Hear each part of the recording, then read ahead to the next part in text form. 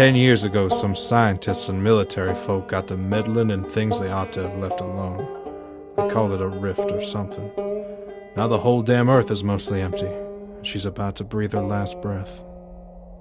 I don't reckon I know exactly what's causing all this, but I know what I've seen and heard since then, and I think at this point I'm probably the only fellow around anymore who cares to do anything about it. See, after the rift was sparked, things everywhere started getting strange. There were a few reports, and I guess the government stepped in, so we heard nothing. Wasn't long after that when most of the population started to waste away real fast, like in a matter of days. Some people closer to the rift actually started to change. This went on for a few days, and nobody could think to help themselves. We were all just dying and somehow didn't notice. Some of us snapped out of it, but most everyone's gone at this point, and I figure I haven't seen anyone but Bounder for months now. I guess the thing causing all this ain't got much else to feed on, because even the feeders I've seen wander around are dopey.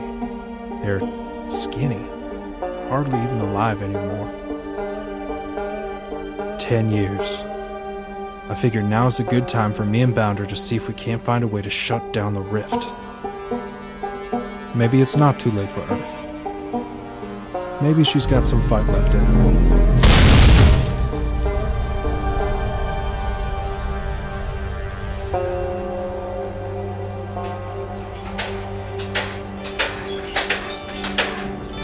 My name is Barry Collins. I'm a game developer. I've been doing this for 14 years professionally and much longer just for fun. Not gonna happen. My heart and soul is really in the idea of telling the games that are in my head and not continually for the rest of my life telling everybody else's stories.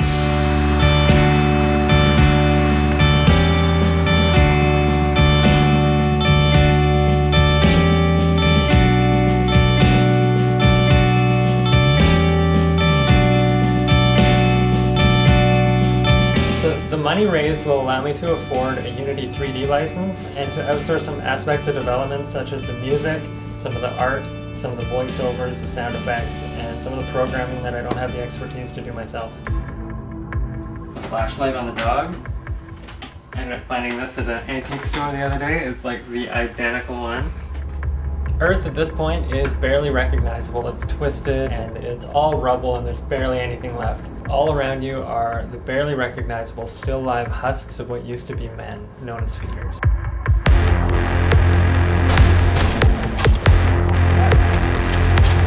At one point, they were bloated and massive, and now, since there's nothing left to feed on, they're wasting away. Depending on how close they are to the rift, they'll have mutated to different degrees. So expect lots of variety in shape, size, and style.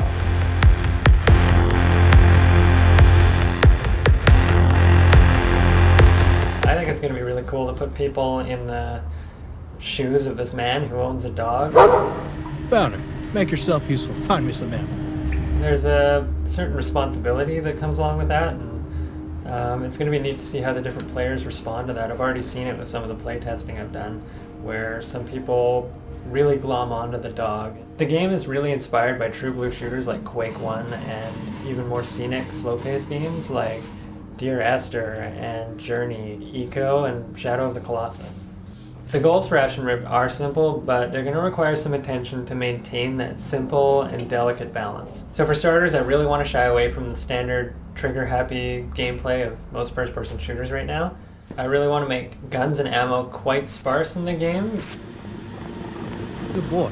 And this is going to force the players to become resourceful and think of new methods of how to survive hostile encounters.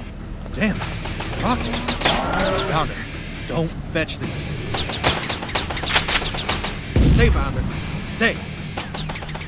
So the four major elements to interact with in this game are the world, the dog, the objects within the world, and the enemies and other non-player characters.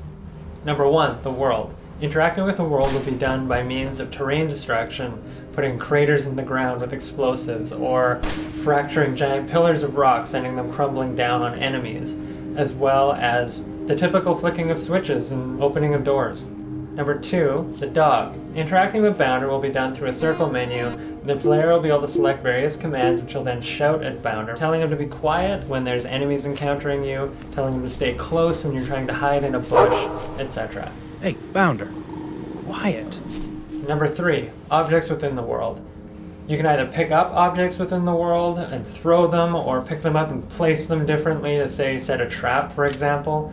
Or you can pick them up and store them in a backpack. In some more creative cases, this could entail picking up a gas can, dumping out its contents, and setting it ablaze.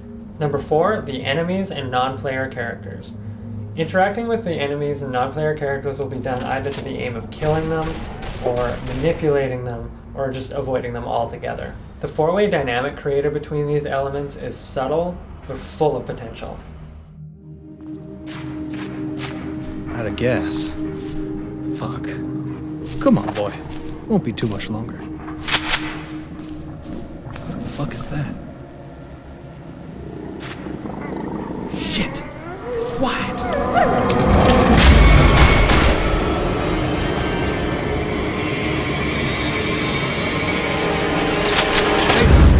Stay! Man, I could have used this sooner.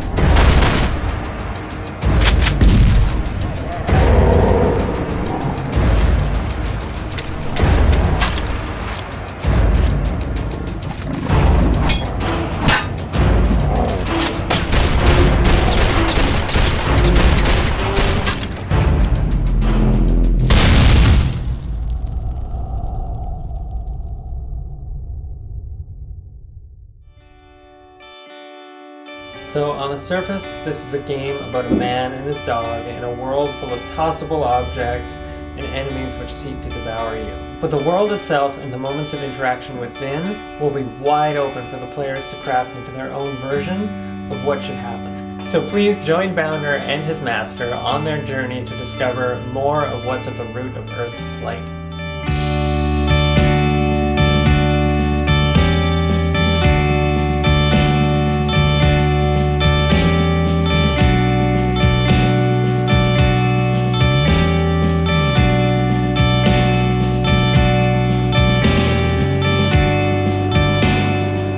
Simple things.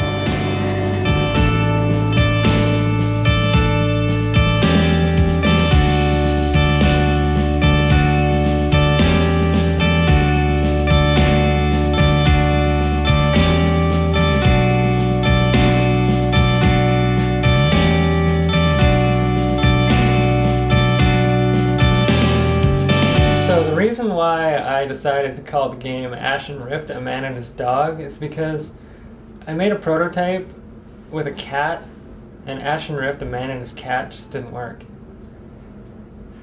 didn't play well. Just took off, did its own thing. I tried to pet it, it fucking hissed at me. And then I shot it, and that was the end of the game. Oh my god. You shot the cat?